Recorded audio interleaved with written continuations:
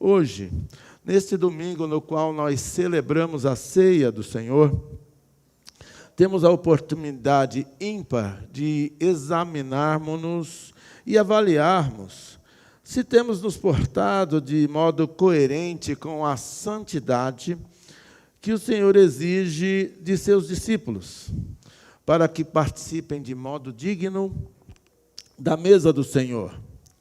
Num contexto temporal, num contexto histórico, de banalização e desrespeito a todos os símbolos e ritos bíblicos valorizados, ensinados e vividos por Jesus entre os homens. Nós tomaremos o texto de 1 Pedro, no capítulo 4, versículo do 1º ao de número 11, que é a base do sermão intitulado Morte para o Pecado e Pureza da Vida, o projeto bíblico para os discípulos de Jesus Cristo.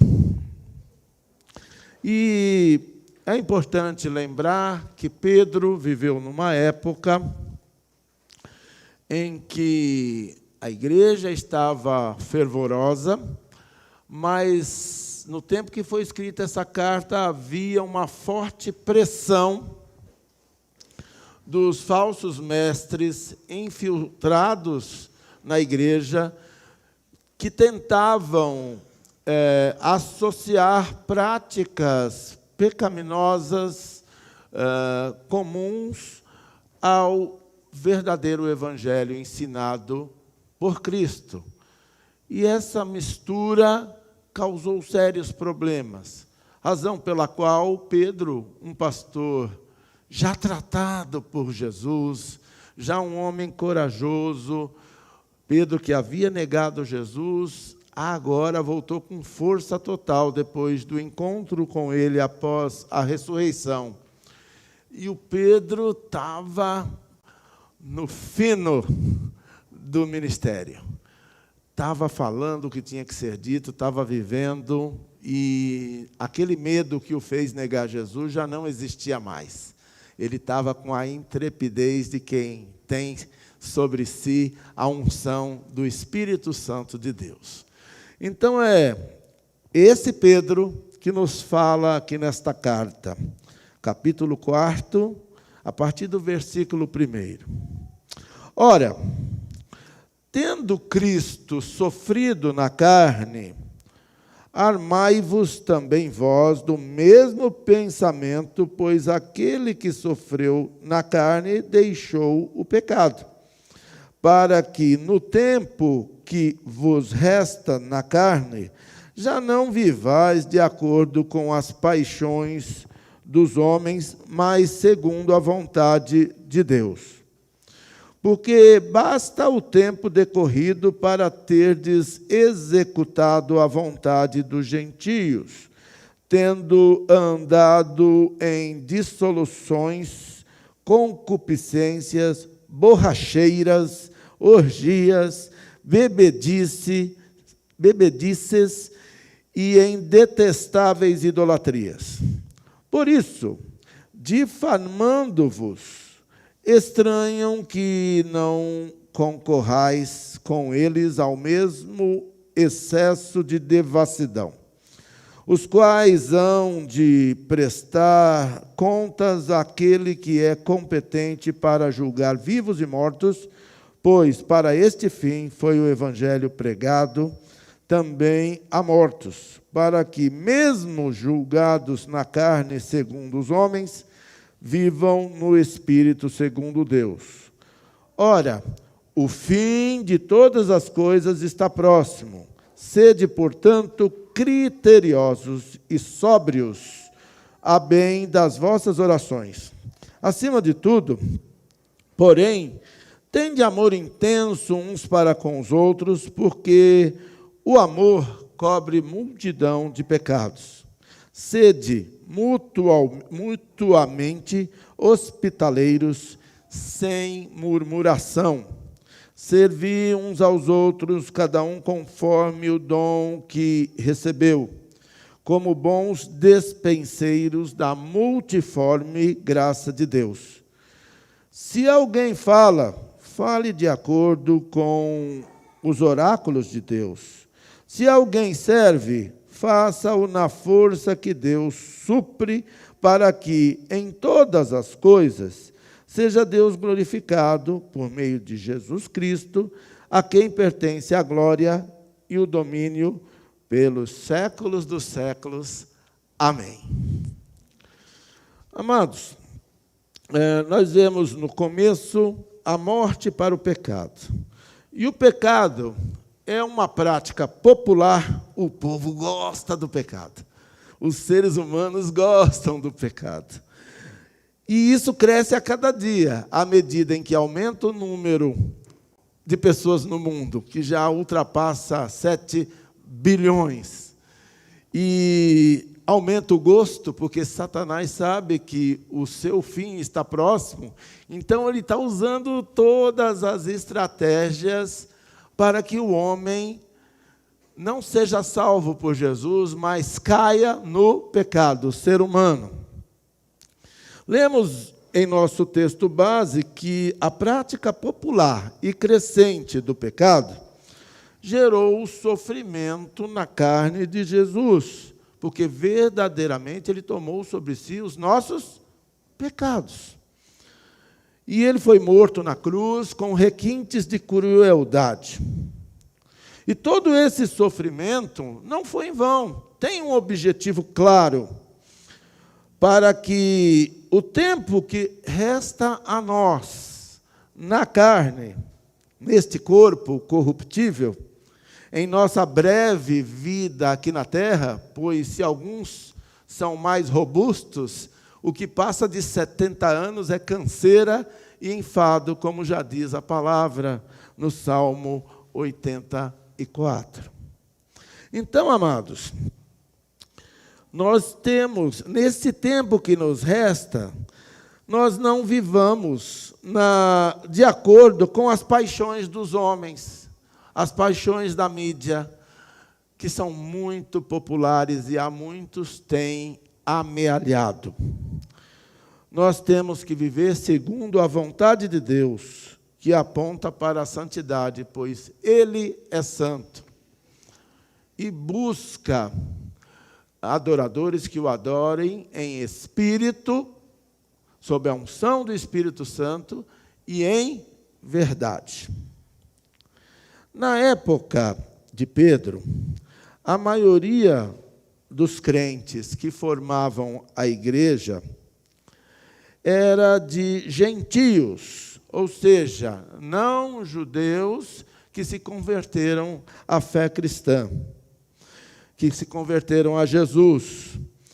E esses, antes da sua conversão, como grande parte das pessoas, experimentaram todos os excessos da vida pagã. E esses excessos têm nome, não é? Dissoluções. O que são dissoluções? Citados aqui. Encrencas, brigas, discussões tensas e inúteis que geram a separação dos homens. E isso é pecado, porque a igreja de Deus foi criada para viver em comunhão.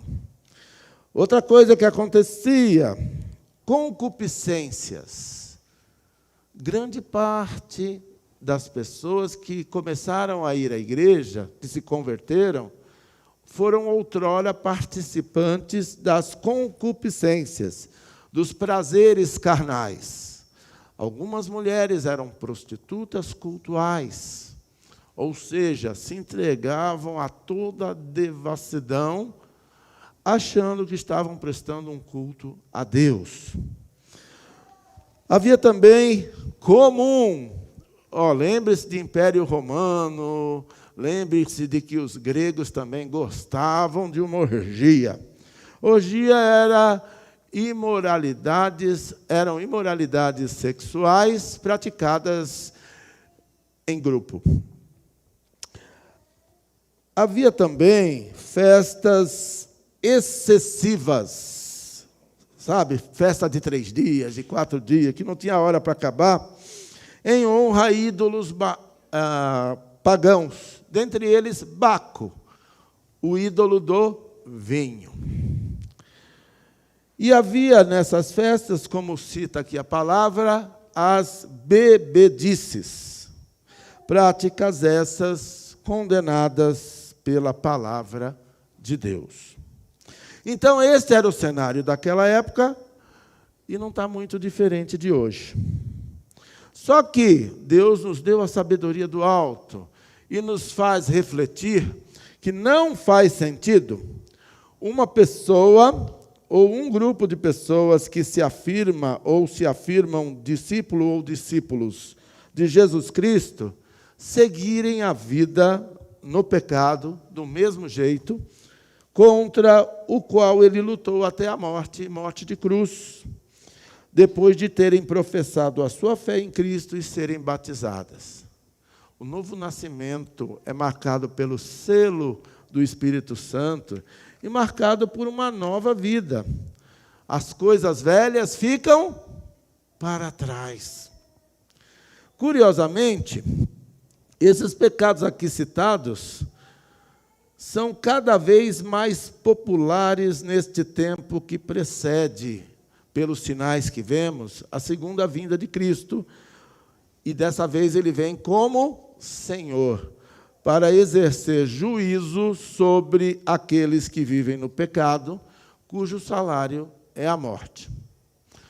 Então, dentro desse texto, há citação e denúncia desta realidade antiga e há o convite à pureza da vida. E para a gente viver uma vida pura, é preciso pagar o preço pela obediência a Deus. Por quê? Quem quer viver uma vida séria, regrada pelos preceitos de Deus, é duramente criticado, por vezes perseguido, em alguns lugares, inclusive morto, por suas convicções. E isso aconteceu com Jesus, ele morreu por suas convicções. E a palavra de Deus tem um pouco de radicalismo. O Evangelho, que para muitos é levado como uma coisa light, não existe cruz light. Ele é radical. Há uma passagem em Apocalipse, que estamos estudando nas devocionais semanais, que diz assim: ser fiel até a morte, até as últimas consequências, e dar-te-ei a coroa da vida. E o nosso Deus é maior que tudo isso. A santidade, que é diferente do conceito comum de santo, né? Uma estátua que fica assim, toda encolhida, parecendo estar com frio, não é essa a santidade bíblica. A santidade é separação para um propósito divino. Por quê? Nós, quando aceitamos Jesus em nosso coração, nós passamos a ser povo de propriedade exclusiva de Deus. E o Espírito é ciumento. Ele geme a favor de nós com gemidos inexprimíveis, que não dá para traduzir, mas que são sentidos, porque Deus tem um carinho tão grande por nós, que, a exemplo dos nossos relacionamentos terrenos, exige exclusividade, embora o adultério esteja na moda. Então, amados, é um processo, não é da noite para o dia a santificação. É um processo de uma vida caminhando com Deus, vencendo as provações que nos deixam mais resilientes ao ataque do mal, vivendo as alegrias como esta de sábado, vivendo o casamento do Mateus, vivendo aquele momento maravilhoso que toca o nosso coração, sabe? Vendo as vitórias dos irmãos na área emocional, novos namoros, nova vida, chorando alguns divórcios, celebrando a restauração, as vitórias profissionais, porque nós somos cúmplices. Mexeu com um, mexeu com todos. A bênção que o outro irmão nosso recebeu, às vezes afeta mais a gente do que os próprios abençoados. Por quê? Nós trazemos a cada um no nosso coração. E isso é um processo. Como nós aceitamos Jesus como único e suficiente Salvador, passando a imitá-lo em todos os seus atos e em todas as suas virtudes, isso causa estranheza, porque passamos a testemunhar em nossa profissão de fé e em nosso batismo que morremos para o pecado. Uma das repetições que o batizando faz em sua profissão de fé é a renúncia ao mal, e nós renunciamos ao mal em todas as formas, porque nós não nos deixamos vencer pelo mal. O mal está nos cercando, mas nós vencemos o mal com o bem, e Deus é o nosso bem maior. A unção do Espírito, Jesus Cristo, nosso Senhor, é nosso bem maior. É aquilo, não é, que nos faz vencer a nossa condição de vaso de barro e põe para fora todas aquelas coisas preciosas que estão escondidas aqui e que só se exteriorizam quando a operação, a ação do Espírito, o melhor de nós flui, como rios de água viva. Foi o que Jesus falou para a mulher sedente no poço. Então, amados, nós renascemos para a nova vida em obediência aos mandamentos de Deus, que estão no centro da Bíblia. A palavra de Deus é doce como mel, não é?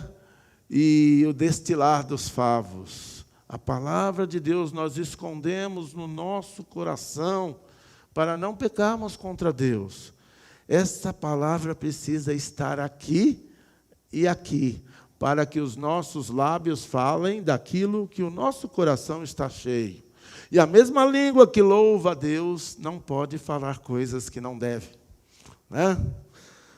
Então, os ímpios que conheciam a nossa vida antiga, gentios dos tempos da excessiva devassidão, que ficaram para trás, que nós abandonamos, que nós renunciamos, ou pelo menos devemos, esses ficam confusos, eles ficam indignados e passam a difamar. O que é difamar? Falar mal, trazer uma fama ruim. E nós ficamos tristes se alguém fala mal da gente. Mas Jesus, lá no Sermão do Monte, o sermão mais conhecido, mais famoso da história, que está na Bíblia, em Mateus, capítulo 5, até o final do capítulo 7, ou 8, nos diz lá: bem-aventurados sois vós, quando mentindo disserem toda sorte de males contra vós. Então é bem-aventurança, porque você está batendo de frente contra o mal pela justiça. A verdade vai triunfar. Mas o inimigo é traiçoeiro, e ele fala mal. É o ser mais fofoqueiro que existe na face da terra. Você faz uma coisa errada que não quer que ninguém saiba, pois saiba que vai chegar um tempo que ele vai dar um jeito de contar para todo mundo e te envergonhar. E se você é cristão, por isso que nós temos um momento confessional aqui. Se você é cristão e se arrependeu, confessa, antes que o inimigo envergonhe com o escândalo e ponha à tona aquilo de errado que você fez, que nós fazemos. Eles são assim, nos difamam em nossa condição de verdadeiros cristãos, mas o próprio texto diz que eles hão de prestar contas a Jesus, aquele que é o nosso advogado, aquele que, como está escrito, é competente, tem a autoridade para julgar os vivos e os mortos. É por isso que, quando ele ressuscitou, ele desceu ao Hades, para que os mortos conhecessem a palavra de condenação, aqueles que não morreram em Cristo, que está reservada para eles. Há um preço a ser pago quando nós nos posicionamos em obediência a Deus. Não é vã a nossa fé no Senhor. Como Jesus afirmara no passado, quando esteve aqui na terra, não há ninguém que, tendo negado a si mesmo, que tenha renunciado às prioridades da sua vida terrena em prol do reino de Deus, que tenha se arrependido por ter se decepcionado no serviço, na obediência ao Senhor. Deus tem reservado uma compensação inimaginável, porque nem olhos viram, nem ouvidos ouviram, nem jamais penetrou em coração humano o que Deus tem preparado para aqueles que o amam. Você ama a Deus? Se prepara, mano. Vai estar acima. Deus sempre supera as nossas expectativas. Aqui na terra já é assim, imagina no céu. Vocês veem na alimentação. Eu me lembro que eu era tão magrinho que eu levava um chumbinho no bolso, de tão magro que eu era. Hoje eu estou fortalecido aqui na curva da prosperidade, porque Deus tem nos feito nos alimentar com o melhor desta terra. Não é?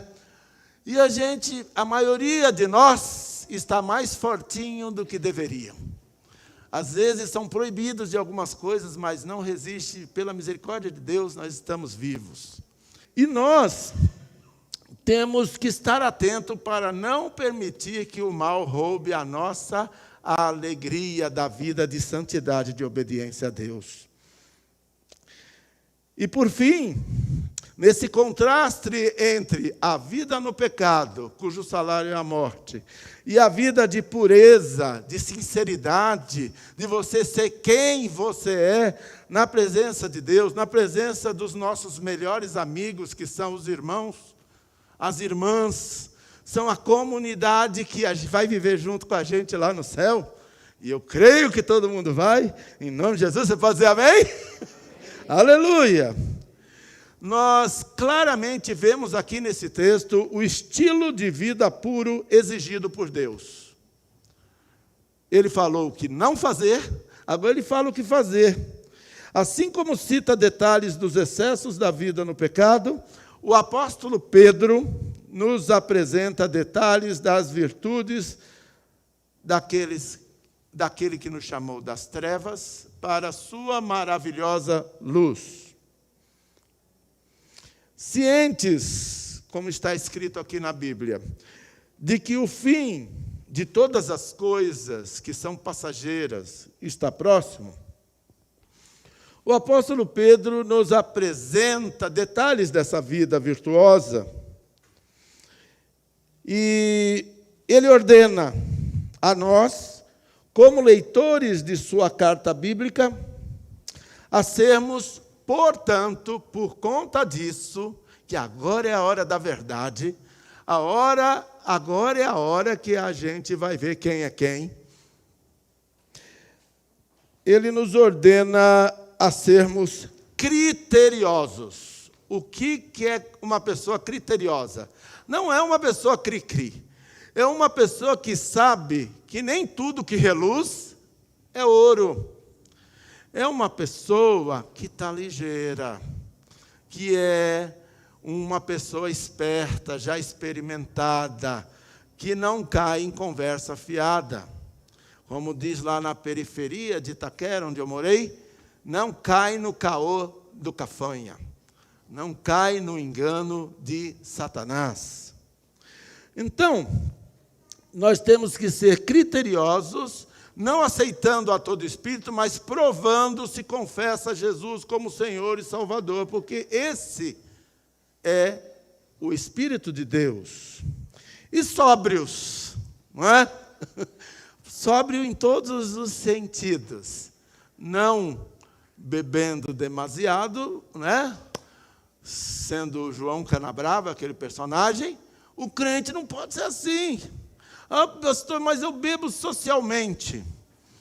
Cada um sabe os seus limites. Eu não vou perder o reino dos céus se eu tomar. Pode perder e pode não perder, porque ninguém sabe quem tem essa fraqueza. Mas aqui fala sobre sobriedade. O que é uma pessoa sóbria? Uma pessoa equilibrada, que não fica medindo a rua, né? É triste ver um crente com a Bíblia na mão medindo a rua. Ali. Bebeu tanto na festa que está ali.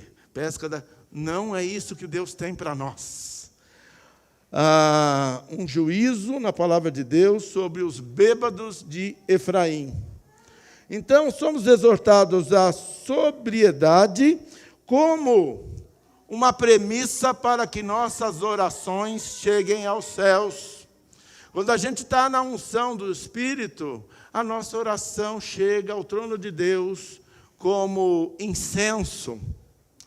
Lá há uma passagem bíblica que diz assim: pedis e não recebeis, porque pedis mal, para vos gastardes com os vossos deleites, que não estão em consonância com aquilo que é bom, descrito na palavra de Deus.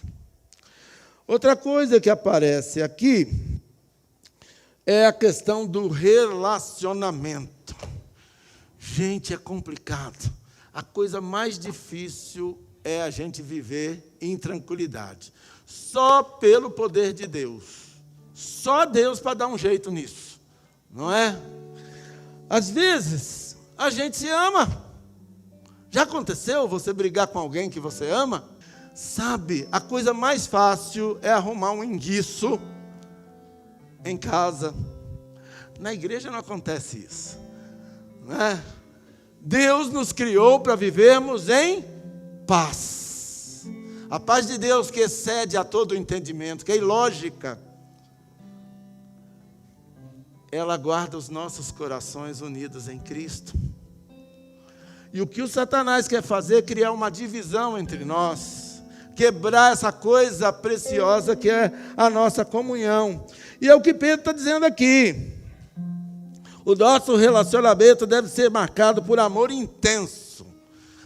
Por quê? Tem esse amor meia boca das novelas, que acaba na primeira divisão de interesses. Tem gente que até casa por interesse. Mas não é esse o amor que Deus tem para nós. O amor que tudo suporta. O amor que faz dois corações baterem como um. Sermão de ontem. E eu falei, já recebi a palavra para domingo. Isso é maravilhoso. Somos exortados a amar, porque o amor cobre multidões de pecados. É a solução para a intolerância que nos cerca, que as pessoas estão por um fio. Só Deus para nos livrar desta fúria aqui. Está facinho brigar no trânsito. Às vezes você é o culpado, porque a gente erra, a imperícia. Não sei o que aconteceu, quase bati o carro agora, eu vi o negócio verde e estava vermelho. E aí eu parei no meio. Todo mundo buzinando, outro cara estava rindo. Fica tranquilo. Aí abriu o semáforo, nós fomos, a Paula acalmou. Mas a gente é facinho errar. Errei porque quis? Não, mas errei. E a gente é assim. Mas quando a gente ama, a gente perdoa. Quando a gente ama, às vezes a gente fala um para o outro: como é que você me aguenta, amor? É porque eu te amo. Ai, você me ama. Aí chora, é uma coisa assim. E não são as mulheres, às vezes são os homens que choram. Então, amados, outra coisa também, quando a gente gosta de alguém, a gente gosta de estar junto. Hoje à tarde saímos da igreja com pressa, saímos da escola dominical, não vamos nem entrar. Levamos um presente, não é aniversário da pessoa, mas deu vontade de dar um presente para a irmã, para o casal. Chegamos lá, começamos a prosear, esquecemos do mundo, porque foi tão bom. E é isso que Deus tem para nós, sabe? Nosso encontro, quando a gente está na vida boa que Deus tem para nós, Ele tem gosto de quero mais. Em nosso novo estilo de vida, nós somos hospitaleiros mutuamente, sem murmuração. Nem Deus aguenta gente que vive só reclamando. Diz-nos a palavra lá no Êxodo que quem murmurava, quem atormentou a vida do Moisés, morreu no deserto. Não chegou à terra que mana leite e mel, a Canaã. E amados, nós somos exortados aqui a servirmos uns aos outros humildemente, conforme o dom de cada um, como bons despenseiros da multiforme graça de Deus, que se manifesta de várias maneiras. Amados, sejamos bons despenseiros dessa vida de santidade, no falar, no agir, na força do Senhor, para que em todas as coisas Deus seja glorificado em nosso bom testemunho. Por meio de Jesus Cristo, a quem pertence a glória e o domínio pelos séculos dos séculos. Amém.